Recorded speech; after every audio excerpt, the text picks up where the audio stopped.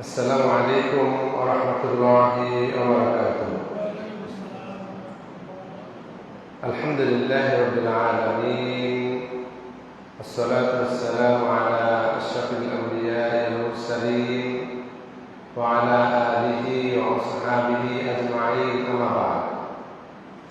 محترم হাজিরিন, মহান আল্লাহ তাআলার দরবারে অশেষ শুকর, যিনি আজকে আমাদেরকে পবিত্র রমজান মাস শেষ হওয়ার পরে আবার চট্টগ্রামের রাহাত্তারপুর এলাকায় অবস্থিত শালবন আবাসিক এলাকার ইকরা জামে মসজিদে আল্লাহর ঘরে একত্রিত হওয়ার তৌফিক দিয়েছেন। সবাই বলি আলহামদুলিল্লাহ। আসলে যারা পবিত্র রমজান মাস থেকে আল্লাহ তাআলার সন্তুষ্টি চেয়েছে বা চায়, তাদের মন খারাপ। পবিত্র রমজান চলে গেছে, ইবাদতের মৌসুম, দোয়া কবুলের মৌসুম, তওবা কবুলের মৌসুম, এটা চলে যাওয়া এক ধরনের কষ্ট অনুভূত হচ্ছে। তখন যেহেতু জান্নাতের দরজাগুলো খোলা ছিল, অবাধ্য শয়তানগুলো বন্দী ছিল, সবকিছু মিলিয়ে একটা ইবাদতের সুন্দর পরিবেশ ছিল। তো আমরা সেই পরিবেশ থেকে এখন বের হয়েছি। আমরা আল্লাহ তাআলার কাছে দোয়া করি যে আল্লাহ তাআলা যে উদ্দেশ্যে রোজা ফরজ করে দিয়েছিলেন, লাআল্লাকুম তাত্তাকুন, যাতে তোমরা তাকওয়াবান হতে পারো, আমরা যেন আল্লাহ তাআলার এই উদ্দেশ্য সফল করে বাকি জীবনেও তাকওয়া মেনটেন করতে পারি। আল্লাহ তাআলা সেই তৌফিক দান করুন, আমিন। মুহতারাম হাজিরিন, আজকে আমরা যে বিষয় নিয়ে কথা বলবো সেটা হচ্ছে যে আল মুদাওয়ামাতু আলা তাআহ বা'দা রমাদান। রমজানের পরেও আল্লাহ তাআলার আনুগত্যের উপরে স্থির থাকা, এই আমলটাকে কন্টিনিউ করা, সেটার উপরে আমরা আলোচনা করব। এবং এই আলোচনা করেছেন পবিত্র মসজিদে হারামের সম্মানিত খতিব শেখ বান্দার বালিলা হাফেজাহুল্লাহ। তার এই খুতবার আলোকে আমি আজকে আপনাদের সামনে কোরআন এবং হাদিস থেকে কিছু বর্ণনা উপস্থাপন করার চেষ্টা করব। আল্লাহ তাআলা আমাদের বোঝার এবং মানার তৌফিক দান করুন, বলুন আমিন। খুতবার শুরুটি শেখ বান্দার বালিলা হাফেজাহুল্লাহ মহান আল্লাহ তাআলার প্রশংসা করেছেন। মহানবী সাল্লাল্লাহু আলাইহি ওয়াসাল্লামের শানে সালাত ও সালাম উপস্থাপন করেছেন এবং এরপরে আমাদের সকলকে তিনি তাকওয়ার ব্যাপারে নসিহত করেছেন। কারণ তাকওয়া আমাদের গুনাহগুলো মুছে দেয় এবং আমাদেরকে যেই প্রতিদান দেয় সেই প্রতিদানটা অনেক বড়, বলেন আলহামদুলিল্লাহ। অতএব আমরা সবাই যেন তাকওয়া অর্জন করতে পারি, আল্লাহ তাআলা সেই তৌফিক দিন, বলুন আমিন। মসজিদে হারামের সম্মানিত খতিব এই সালাত সালাম, হামদ, সানা, সালাত সালাম এবং তাকওয়ার ব্যাপারে নসিহতের পরে তিনি তার মূল আলোচনায় যাচ্ছেন। তিনি বলছেন, আইয়ুহাল মুমিনুন, হে ঈমানদারগণ, হায়াতুল ইনসানি মাহদুদা, মানুষের জীবন হচ্ছে মাহদুদা, লিমিটেড, সীমাবদ্ধ। মানুষের জীবন সীমাবদ্ধ। ওয়া আইয়ামুহু মুহসাতুন মা'দুদা, আর সে যে জীবনে যে দিনগুলো পাবে, কয়দিন সে বাঁচবে, এটা কাউন্টেবল। মা'দুদা, মুহসাত, এটা গুণেই করা যায়। যেমন একজন মানুষ মারা গেল, মারা যারা আমরা বলি না যে 70 বছর 2 মাস ওনার হায়াত ছিল, অথবা এই তো সনে জন্ম নিয়েছিলেন, এত সনে ওনার মৃত্যুবরণ করেছেন, এত তারিখে। তার মানে এটা কাউন্টেবল, এটা আনলিমিটেড না, এটা লিমিটেড এবং কাউন্টেবল, এটা গণনা করা যায়। তারপরে তিনি বলছেন যে মানুষের জীবনে যেই জীবনটা গতকালকের হয়েছিল, সেটা তো সে ভেবেছিল যে এটা তো খুবই আমার কাছে মিষ্টি ভালো, কিন্তু সে ধরে রাখতে পারে না। এটাই স্বাভাবিক। সে যত বড় আনন্দঘন মুহূর্তই হোক, সে ওটাকে স্থায়ীভাবে ধরে রাখতে পারে না, ওটা তার চেঞ্জ হবেই হবে। আমরা সেই উদাহরণটা তিনি দিচ্ছেন যে আমরা কিছুদিন আগে মসজিদ গুছাচ্ছিলাম, পরিষ্কার করছিলাম, সাজাচ্ছিলাম, যে রমজান আসছে, আমরা তারাবি পড়বো, একটু সুন্দর করে পরিষ্কার পরিচ্ছন্ন গুছিয়েছিলাম। কিন্তু আজকেই আবার আমাদের সামনে এমন একটা দিন চলে এসেছে যে যখন আর আমরা রমজানকে স্বাগত জানানো তো দূরের কথা, বিদায় দেওয়ার জন্য রেডি হয়ে গেছি। এটাই হচ্ছে বাস্তবতা। অর্থাৎ জীবনে আপনার যতই আনন্দ, সুখ, ভালো মন্দ যেটাই আসুক, এটা টেকসই নয়, এটা কারো জন্যই স্থায়ী কোনো বিষয় নয়, এটা সদা পরিবর্তনশীল।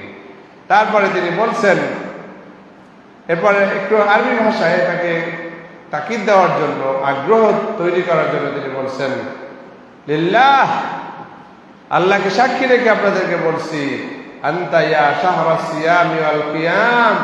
এবার আবেগ দিয়ে রমজান মাসের ব্যাপারে একটু বিদায় দিচ্ছি, যেহেতু সেটা আবেগ দিয়ে তিনি বলছেন, হে সিয়াম এবং কিয়ামের মাস, তোমার মধ্যেই তো অসংখ্য ফেরেশতা, বিশেষ করে জিবরাইল আলাইহিস সালাম নাজিল হয়েছিল লাইলাতুল কদরে, আর তুমি আমাদের মাঝে এসেছিলে, আমাদেরকে আনন্দিত করেছিলে, আমাদেরকে তুমি নানা ধরনের পুরস্কার নেয়ামতে ভরপুর করে দিয়েছিলে আল্লাহ তাআলার পক্ষ থেকে, আর তুমি এসেছে, আবার তুমি এভাবে চলে গেলে। একটু আবেগ দিয়ে তিনি রমজানকে একটু সাহিত্যিক ভঙ্গিতে আফসোসটা ব্যক্ত করলেন যে, হে শাহরুল সিয়াম ওয়াল কিয়াম, তুমি আমাদের মাঝে এসেছিলে এবং আসার পরে এভাবে তুমি আবার আমাদের থেকে বিদায় দিয়ে চলে গেছো। আল্লাহুম্মা ফালাকাল হামদ। মন আফসোস হলো, কষ্ট পেলাম, আল্লাহ শুকর আদায় করতেছেন। আল্লাহুম্মা ফালাকাল হামদ, হে আল্লাহ তোমার শুকর যে বেঁচেছিলাম, হে আল্লাহ তোমার শুকর যে কি করছি, আলা শুহুদিহি ওয়া বুলুগি তামামিহি, যে রমজানকে আমরা পেয়েছিলাম, শুহুদ সাক্ষ্য হয়েছিলাম, এভিডেন্স ছিলাম আমরা যে রমজান পেয়েছি, এবং বুলুগি তামামিহি, এবং এটা পরিপূর্ণ মাত্রায় আমরা পৌঁছে যেতে পেরেছি, পরিপূর্ণভাবেই বেঁচেছিলাম, সেজন্য আল্লাহ তোমার শুকর। আল্লাহুম্মা ওয়া তাকাব্বাল মিন্না মা কানা মিন সিয়ামিহি ওয়া কিয়ামিহি। অতএব হে আল্লাহ, তুমি কবুল করে নাও আমাদের থেকে মা কানা মিন সিয়ামিহি ওয়া কিয়ামিহি, এর মধ্যে আমরা যে সিয়াম করেছি, আমরা যে কিয়ামুল লাইল করেছি, তারাবি করেছি, তাহাজ্জুদ করেছি, এটা এই সবগুলো তুমি কবুল করো। আমাদের সিয়াম কিয়ামকে তুমি কবুল করে নাও। আবাল্লিগনাহু মিন কাবিলিন ওয়া সাল্লিমহু লানা ওয়া সাল্লিমনা লাহু। ও আল্লাহ, তুমি এবছর যেমন দিয়েছো, তুমি আগামী রমজান পর্যন্ত আমাদের বাঁচিয়ে রাখো, বলেন আমিন। আর ওই আগামী রমজানের আসার আগ পর্যন্ত তুমি আমাদের সকলকে তুমি নিরাপদে রাখো, এবং ওই রমজান পর্যন্ত আমাদেরকে নিরাপদে পৌঁছে দাও, বলেন আমিন। আলা ওয়া ইন্না মিনান নাসি ক্বাদ যাকু ফি রমাদান হালাওয়াতাত তাআহ ওয়া উল্লিকাত কুলুবুহুম বিল মাসাজিদ ওয়াল জামাআহ ولكنهم لا يلبسون أن يعودوا بعده إلى الغفلة والإضاعة ألا وإن من يعيد رمضان فإن رمضان قد فات من كان يعبد الله فإن الله حي لا يموت।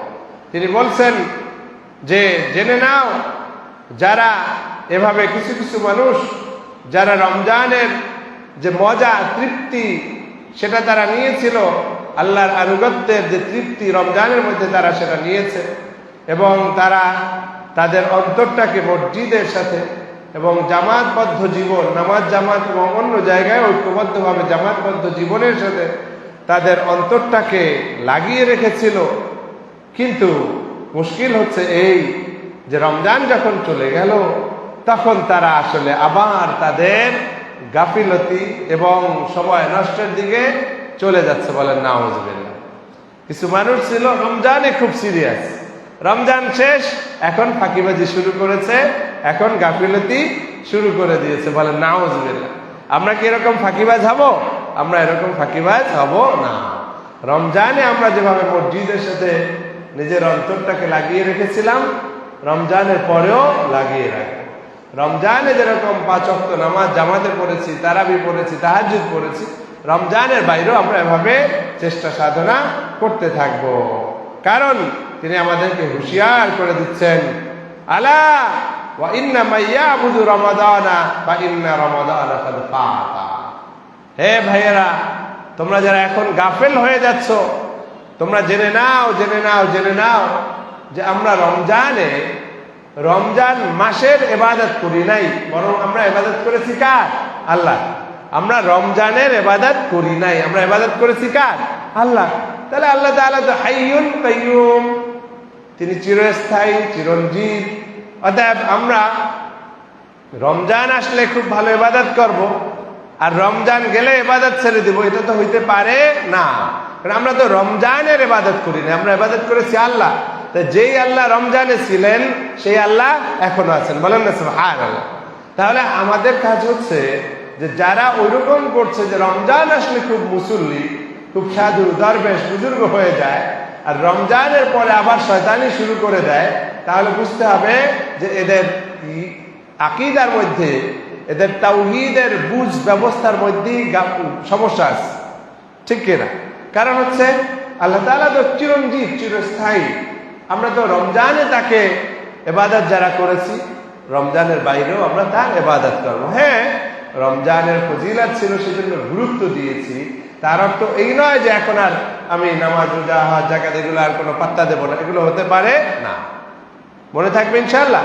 তাহলে আমাদের কাজ হচ্ছে যে আমরা শুধু রমজান মাস নয়, রমজানের বাইরেও আল্লাহ তাআলার ইবাদত করব। ফা ইন্নাল্লাহা হাইয়ুন লা ইয়ামুত, কারণ আল্লাহ তাআলা হচ্ছেন চিরঞ্জীব, তিনি কি করেন না, তিনি মৃত্যুবরণ করেন না।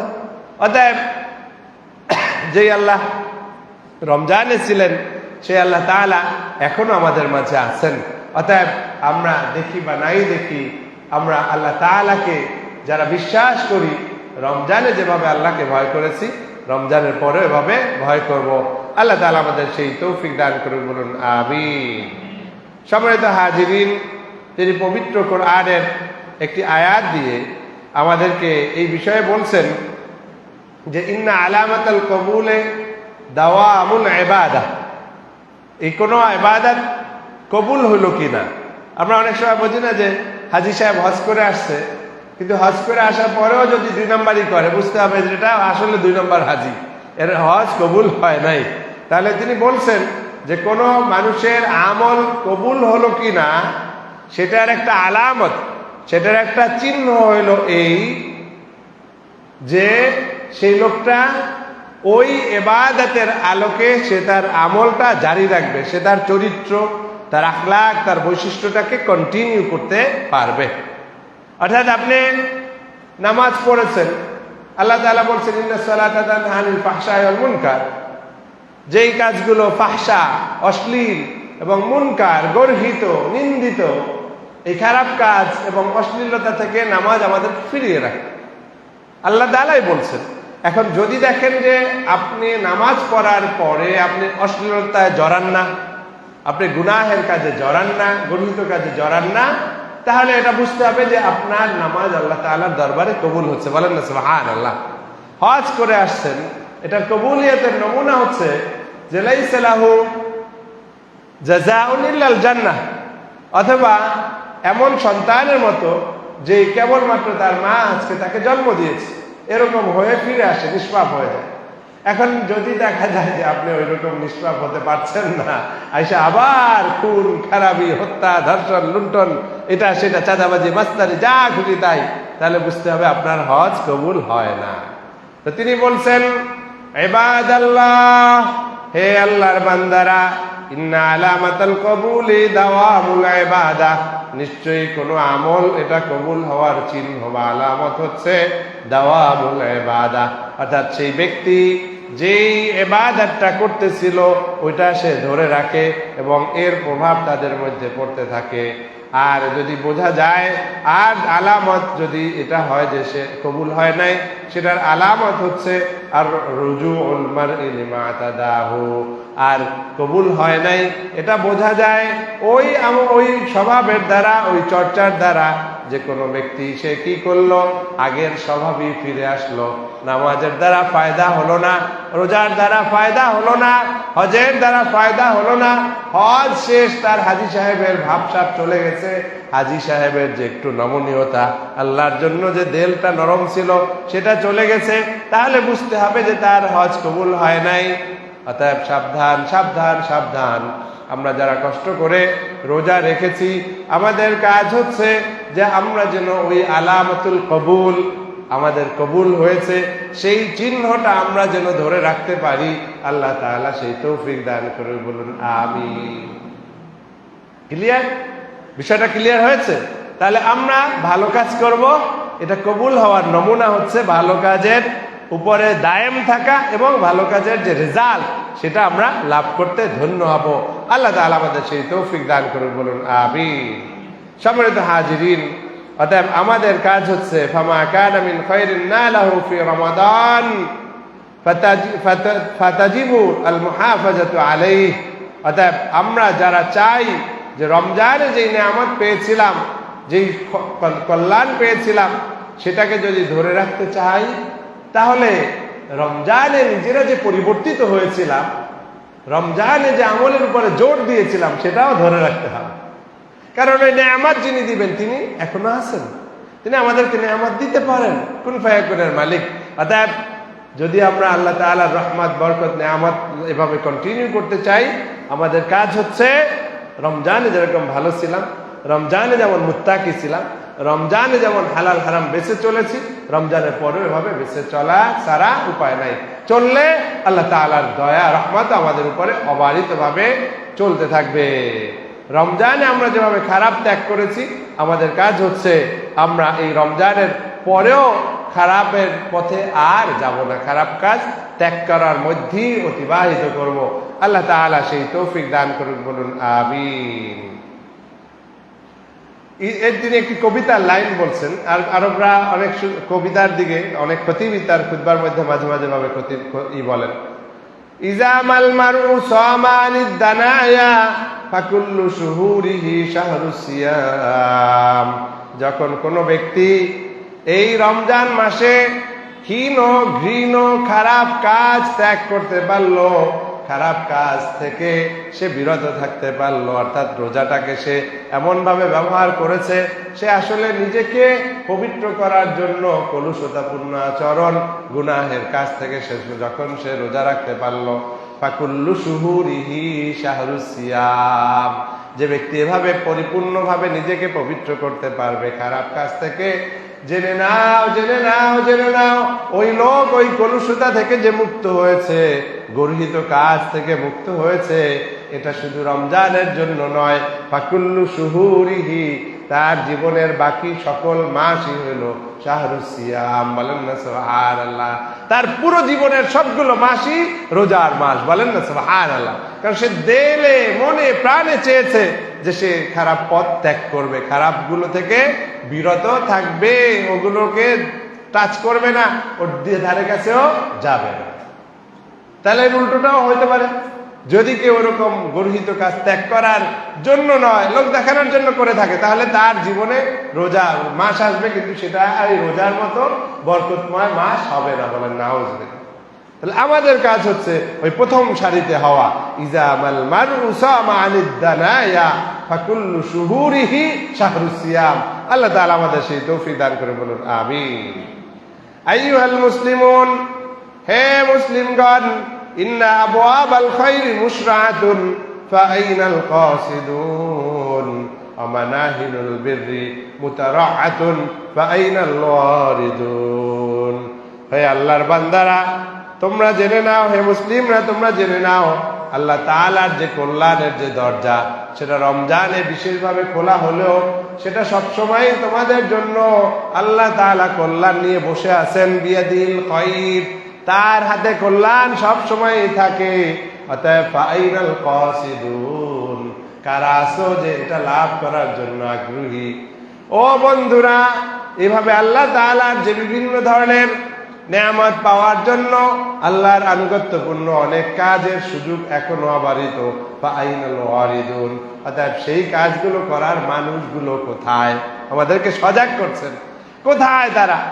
ভালো কাজ করতে চাইলে এখনো করা যাবে, এখনো নফল রোজা রাখা যাবে, এখনো কিয়ামুল লাইল করা যাবে, এখনো দান সদকা করা যাবে। আর আল্লাহর কল্যাণের দরজা যেহেতু এখনো খোলা, কোথায় তোমরা? আসো আসো আসো, ভালো কাজে লিপ্ত হও, কন্টিনিউ করো এবং আল্লাহ তাআলার দরবার থেকে কল্যাণ লাভে ধন্য হও। আল্লাহ তাআলা আমাদের সেই তৌফিক দান করে, বলুন আমিন। এরপর তিনি এই কথার উপরে পবিত্র কোরআন থেকে দলিল দিচ্ছেন। আল্লাহ তাআলা বলছেন, ফাস্তাবিকুল খায়রাত, ফাস্তাবিকুল খায়রাত, তোমরা ভালো কাজে কি করো? প্রতিযোগিতা করো, ইস্তেবাক প্রতিযোগিতা করো, মুসাবাকা। মুসাবাকা তো হিফজুল কোরআন আমরা দেখি না, অনেক সময় মুসাবাকা বলি। তো ফাস্তাবিকুল খায়রাত, তোমরা ভালো কাজে প্রতিযোগিতা করো। কই আমাদের ভালো কাজে প্রতিযোগিতা করার মানুষ কম। দেখবেন এই ময়দানটা ফাঁকা, যে তাহাজ্জুদ পড়ে, কিয়ামুল লাইল করে, আওয়াবিন পড়ে, ইশরাক পড়ে, তেলাওয়াত করে, ইস্তেগফার করে, দুরূদ শরীফ পড়ে, এই সারাক্ষণ ভালো কাজের মধ্যে লিপ্ত হয়, এই প্রতিযোগিতার মানুষ তা পাওয়া যায় না, কম। বলে হুজুর সময় নেই, ফরজ নামাজি বলে হুজুর সময় নেই। তাহলে প্রতিযোগিতার মাঠ খালি, অথচ আল্লাহ বলছেন এই প্রতিযোগিতা কর। আর আমরা করছি কি, আমাদের নাউজুবিল্লাহ এই যে এমন এমন প্রতিযোগিতা হয় যেটা দেদারসে হারাম, সুন্দরী প্রতিযোগিতার নাম করে বেহায়াপনা, বেলাল্লাপনা, বেশ্যাপনা এইসব ছড়িয়ে দেওয়া হচ্ছে অনেক সময় আমাদের সমাজে। যারা অমুসলিম, ইসলাম বিরোধী, ইসলাম বিদ্বেষী, তারা মুসলিম তরুণ তরুণীদেরকে এভাবে নানা নামে তারা এভাবে এই গর্হিত কাজগুলোকে প্রমোট করে। আল্লাহ বলছেন ফাস্তাবিকুল খায়রাত, ভালো কাজে প্রতিযোগিতা করো। আর আমরা এটার উল্টোটা করতেছি, যত ফাস্তাবিকুল মুনকারাত করে ফেলছি, বলেন নাউজুবিল্লাহ। আল্লাহর কথার উল্টা করে ফেলছি, বলেন নাউজুবিল্লাহ। তাহলে তো এটা হবে না। প্রকৃত ইমানদার সে কখনো মুনকারাতের মধ্যে ইস্তেবাক করতে পারে না। সে সব সময় করবে কি, ফাস্তাবিকুল খায়রাত, ভালো কাজে প্রতিযোগিতা করবে। আর আমাদের এখন ভালো কাজের ময়দান ফাঁকা, খারাপ কাজে প্রতিযোগিতা করে। আল্লাহ তাআলা আমাদের সকলকে সঠিক বুঝ দান করুন এবং আমাদেরকে হেফাজত করুন, বলুন আমিন। অন্য আয়াতে আল্লাহ তাআলা বলছেন ওয়াসারিউ ইলা মাগফিরাতিন মির রাব্বিকুম ওয়া জান্নাতিন আরদুহাস সামাওয়াতু ওয়াল আরদ উইদ্দাত লিল মুত্তাকিন। হে ঈমানদারগণ, তোমরা কি করো? ওয়াসারিউ ইলা মাগফিরাতিন মির রাব্বিকুম, তোমরা আল্লাহ তাআলার পক্ষ থেকে ক্ষমা পাওয়ার দিকে দ্রুত অগ্রসর হও, অতি দ্রুত অগ্রসর হও।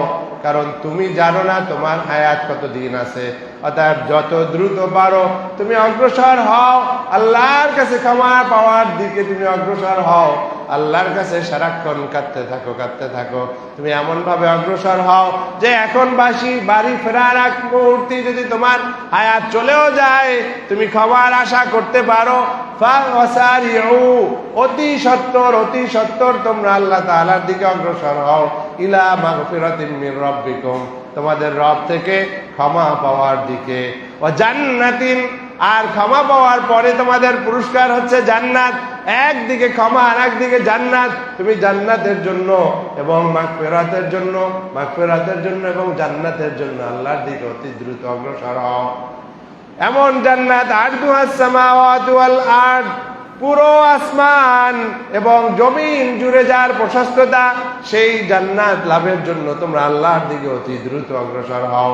উইদ্দাত লিল মুত্তাকিন, জেনে নাও এই জান্নাতটা রেডি করা হয়েছে যারা প্রকৃত অর্থে মুত্তাকি, বলেন সুবহানাল্লাহ। অতএব আল্লাহ তাআলা বলছেন জান্নাতের দিকে। হ্যাঁ রে, তুমি তো দুর্ভাগা, এখন ওই সুন্দরীর পিছে ঘোরো, বিশ্ব সুন্দরী প্রতিযোগিতায় কয়টা টাকা পাবা আর একটু পুরস্কার পাবা আর ইমানটা খাইয়া ফেলবে। আর আমরা তো আরো মহাসুন্দরীর পিছে ঘুরবো, জান্নাতে আমাদের হুট থাকবে, গেলবান থাকবে, খাদেম খুদ্দাম যা লাগবে, যা মনে চাইবে সবই করা যাবে। আল্লাহ তাআলা আমাদের এই দুনিয়ায় পরীক্ষা করে আখেরাতে এই অপুরন্ত নেয়ামত দিয়ে ভরপুর করে রেখেছেন, বলেন না সুবহানাল্লাহ। একটু ধৈর্য ধরো, একটু ধৈর্য ধরো। মুত্তাকি যদি হও, তোমার জন্য সব রেডি।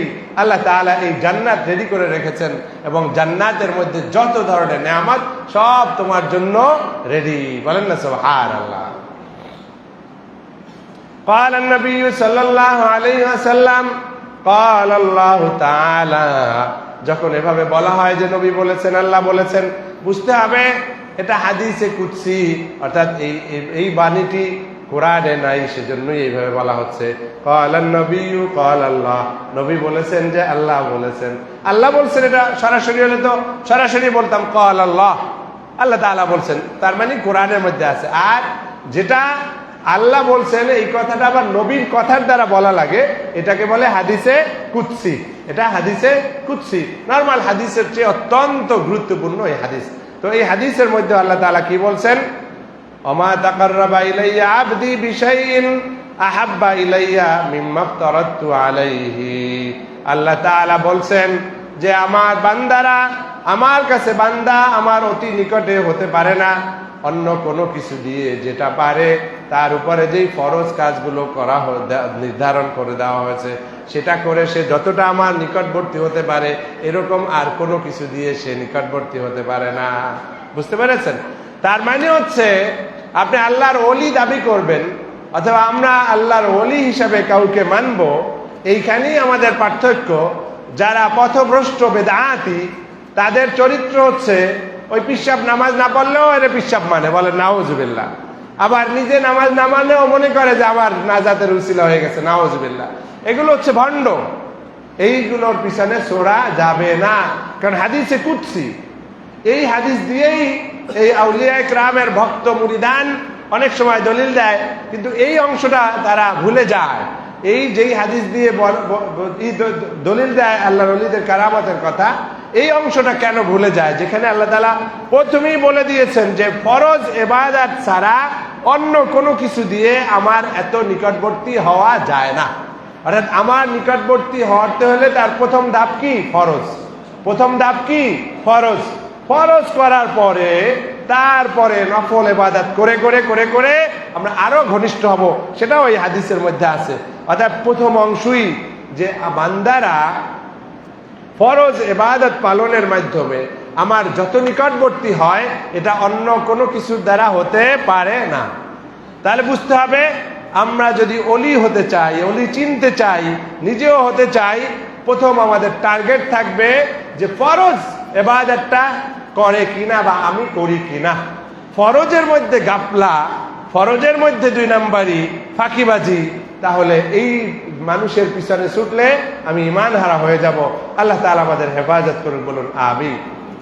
মনে থাকবে ইনশাআল্লাহ। আল্লাহ তাআলা আমাদের সতর্ক হওয়ার তৌফিক দান করুন, বলুন আমিন। এরপরে হাদিসে কুদসির মধ্যে আল্লাহ তাআলা বলছেন ওমা ইয়াজালু আবদি ইয়াতাকাররাবু ইলাইয়া বিন-নওয়াফিল হাত্তা উহিব্বাহু। এখন কিছু কিছু বান্দা এরকম আছে যারা ফরজ করে ক্ষান্ত হয় না। আমাদের মধ্যে অনেকেই ফরজ করেই টায়ার্ড, ফরজের পর আর কিছু ভালো লাগে না, পালায়। তো এইরকম না, কিছু কিছু বান্দারা আছে ওমা ইয়াজালু আবদি, আমার কিছু বান্দারা এরকম আছে ইয়াতাকাররাবু ইলাইয়া, আমার আরো বেশি নিকটবর্তী হতে থাকে বিন-নওয়াফিল, নফল ইবাদত বন্দেগীর মাধ্যমে আমার আরো অতি নিকটবর্তী হতে থাকে। বলেন না সুবহানাল্লাহ। কতক্ষণ পর্যন্ত তারা এই নফল করতে থাকে? হাত্তা উহিব্বাহু, যতক্ষণ পর্যন্ত আমি তাকে ভালোবাসি। বলেন না সুবহানাল্লাহ। এমন পাগল বান্দা যে আল্লাহর ভালোবাসা না পেয়ে দিলটা ঠান্ডা হয় না, জিকির করতেই আছে, নফল পড়তেই আছে, তেলাওয়াত করতেই আছে, দুরূদ শরীফ পড়তেই আছে, ইস্তেগফার পড়তেই আছে, কারণ আল্লাহর ভালোবাসা সে চায়। কিন্তু ফরজটা ত্যাগ করে নয়, এটা মনে রাখতে হবে। এটা ভালো করে মনে রাখতে হবে যে ফরজ ত্যাগ করে নয়, ফরজ করার পরে তারপরে ভাবে নফল এমন মাত্রায় করে যতক্ষণ আল্লাহ তাআলা তাকে ভালোবাসেন। আর আল্লাহ তাআলা যখন কাউকে ভালোবাসেন তখন অবস্থা দাঁড়ায় এই যে আমি তার কান হয়ে যাই যেই কান দিয়ে সে শোনে, আমি তার চোখ হয়ে যাই যেই চোখ দিয়ে সে দেখে, আমি তার হাত হয়ে যাই যেই হাত দিয়ে সে দেখে, আমি তার পা হয়ে যাই যেই পা দিয়ে সে হাঁটে। আর যদি সে আমার কাছে কিছু চায় তাকে অবশ্যই আমি সেটা দিব, আর যখন কোনো কিছু থেকে সে আশ্রয় চায় তখন তাকে আশ্রয় দিব। বলেন না সুবহানাল্লাহ।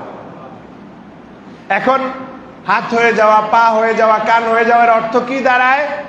অর্থ দাঁড়ায় এই এত মজবুত ইমানদার, এত মাকবুল বান্দা হয়ে যায়, এত মুস্তাজাবুদ দাওয়াত হয়ে যায় যে ওই আল্লাহর খাস বান্দা, ওলি, দরবেশ, বুজুর্গ ব্যক্তি, মাহবুব বান্দা, সে হাত তুললে ওই হাত আর ফিরায় না, কারণ এটা তো আল্লাহরই হাত। বলেন না সুবহানাল্লাহ। ওই চোখ দিয়ে কোনো দিকে একটা গোরানি দিয়েছে, একটা ইঙ্গিত দিয়েছে, কবুল হয়ে যায়। বলেন না সুবহানাল্লাহ। ওই কান দিয়ে কোনো একটা শুনেছে, একজন মানুষ এসে বলতেছে হুজুর আমি তো এই বিপদে পড়ছি, আচ্ছা যাও বাবা আমি দোয়া করে দিচ্ছি। ওই কান যেহেতু এই হাদিসে কুদসির অনুসারে এটা আল্লাহরই কান, ওই আল্লাহর ওলি যখন মন দিয়ে এটা শুনেছে, ওটায় ব্যথা পেয়েছে, কষ্ট পেয়েছে, ওটা আল্লাহর দরবারে কবুল হয়ে যায়। বলেন না সুবহানাল্লাহ। আল্লাহর ওলি একটু টাচ করে দিয়েছে, হাতটা স্পর্শ করে দিয়েছে, ওই যেহেতু ওই হাদিসে কুদসি অনুসারে তো আল্লাহর হাতেরই, অর্থাৎ আল্লাহ তাআলার গায়েবী মদদে ওই হাতের স্পর্শে ওই মানুষটার রোগ ব্যাধি ভালো করে দেন। বলেন না সুবহানাল্লাহ। ও আমার বন্ধুরা, অতএব ইসলামের সঠিক পদ্ধতিতে যদি আমরা চলি এবং আমরা অলি হই এবং অলি দরবেশরা যদি সঠিক পথের মাধ্যমে আল্লাহ তাআলার প্রেমিক বান্দায় রূপান্তরিত হন, মাকবুল মাহবুব বান্দায় পরিণত হন, তখন কিন্তু তাদের দোয়া আল্লাহ তাআলা অবশ্যই কবুল করবেন। তাদের যে কোনো ব্যাপারে তারা যেটা বলবেন সেটা আল্লাহ তাআলার দরবারে কবুল হয়ে যাবে, কারণ তারা মুস্তাজাবুদ দাওয়াত হয়ে গিয়েছে।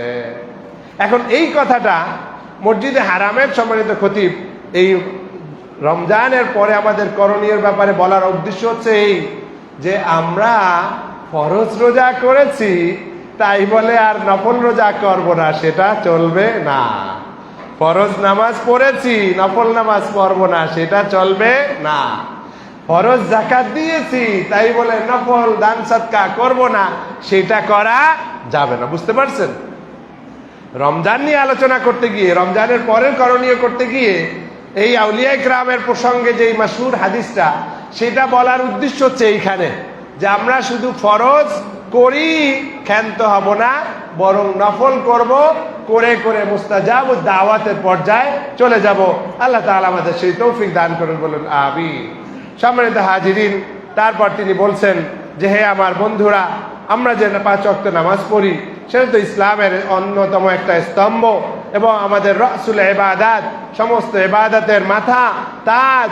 অতএব এটা আমার শারীরিক ব্যায়াম, অন্তরের পরিচ্ছন্নতা সব কিছু ঠিক আছে, কিন্তু এর মধ্যে আমাদের মনে রাখতে হবে যে এর পরে অন্য নামাজ, নফল নামাজ, সেটাকে আমরা কোনোভাবেই ত্যাগ করব না। ফরজ আদায় করার সুতো দিয়ে আমরা নফলটা ত্যাগ করব না। অনেক সময় আছে না, এই ফরজ তুই নফল নিয়ে টানাটানি। হ্যাঁ, এই কথাটা যেভাবে গ্রাম্য ভাষায় বলে, এটা যদি পরিপূর্ণভাবে যে বলে সেও বুঝতো তাহলে হয়তো থুইয়া বলে না, মানে রাইখা। আরে ভাই, আমরা তো রাইখা নফল নিয়ে টানাটানি করতেছি না, ফরজ করার পরে তারপরে নফলও করার চেষ্টা করতেছি। তাহলে তুমি যে থুইয়া কইয়া গালি দিতেছো ওইটা হইতেছে না, ওটা তো পুরোপুরি ঠিক না। নফল ফরজটা বাদ দিয়া করতেছি না। হ্যাঁ, অনেকে করতেছে, অনেকে করতেছে, ফরজ নামাজের খবর নাই, অনেক নফল নিয়ে টানাটানি করে, তাদের জন্য ঠিক আছে, কিন্তু ঢালাও ভাবে সবাইকে ভাবে বলা যাবে না। তাহলে আমাদের আজকের আলোচনার শিক্ষা হলো এই, রমজানে আমরা ফরজ নামাজ পড়েছি, রমজানে ফরজ রোজা রেখেছি, কিন্তু এর অর্থ এই নয় যে ফরজ রোজার বাইরে অন্য কোনো রোজা রাখবো না, এটা হতে পারে না। ফরজ নামাজের বাইরে অন্য রোজা আমরা অন্য নামাজ রোজা আমরা করব না, সেটা কোনোভাবেই ঠিক নয়। কারণ এরকম একটি হাদিসে রয়েছে, যে ব্যক্তি কোনো দিন 12 রাকাত এক্সট্রা নামাজ পড়বে, রাকাতান ইসনা সিনতা আশারাতা রাকাতান তাতাওয়ান গায়রা ফরিদা ইল্লা বানাল্লাহু লাহু বাইতান ফিল জান্নাহ। যদি কোনো ব্যক্তি ফরজ নামাজের বাইরে আরো 12 রাকাত নফল নামাজ সে আদায় করে, তাহলে আল্লাহ তাআলা তার জন্য জান্নাতে একটা ঘর বানাবেন। বলেন না সুবহানাল্লাহ। এখন এই 12 রাকাত তাহাজ্জুদ পড়ে পারেন, ইশরাক আওয়াবিন পড়ে পারেন, যেভাবে পারেন এই হাদিসটা মাইনা যে আমার একটা জান্নাতে ঘর বানানো দরকার, তাহলে আপনারা এই নফল নামাজ ত্যাগ করবেন না। মনে থাকবে ইনশাআল্লাহ। তাহলে আমরা একটা পেলাম যে আমরা ফরজ নামাজের বাইরেও আমাদের নামাজ আছে, ফরজ নামাজের বাইরেও অনেক নামাজ আছে, সেগুলো আমরা করব। অনুরূপ ভাবে হাদিস শরীফে আরো এসেছে, আফদালুস সালাতি বাদাল ফরিদা সালাতুল লাইল। ফরজ নামাজের পরে আল্লাহ তাআলার কাছে সবচেয়ে প্রিয় নামাজ হচ্ছে রাত্রিবেলার নামাজ, তাহাজ্জুদের নামাজ। বলেন না সুবহানাল্লাহ। অতএব আমরা এটা ত্যাগ করব না। এরপরে নবী করিম সাল্লাল্লাহু আলাইহি সাল্লামের যে বিখ্যাত উক্তি, আফালা আকুনু আবদান শাকুরা, পা ফুলে যাওয়ার পরেও থামছে না, দাঁড়িয়ে দাঁড়িয়ে কিয়ামুল লাইল করছেন। আর মা আয়েশা জিজ্ঞাসা করছেন, ইয়া রাসূলুল্লাহ, আপনার তো জীবনের পূর্বের এবং পরের সমস্ত গুনাহ মাফ করে দেওয়া হয়েছে, তারপরেও এটা কেন করেন? তিনি বলছেন, আফালা আকুনু আবদান শাকুরা, আমি কি আল্লাহ তাআলার শুকর গুজার বান্দা হব না? আল্লাহ তাআলা আমাকে এত কিছু দিয়েছেন, সেটার শুকর আদায়ের জন্য এটা করতেছি। বলেন না সুবহানাল্লাহ। অতএব এর দ্বারা প্রমাণিত হলো ফরজ নামাজ পড়েই ক্ষান্ত হব না, আল্লাহর প্রিয় বান্দা হওয়ার জন্য, মুস্তাজাবুদ দাওয়াত হওয়ার জন্য আমরা নফল নামাজও পড়ব। এবার আসেন রোজার ক্ষেত্রে।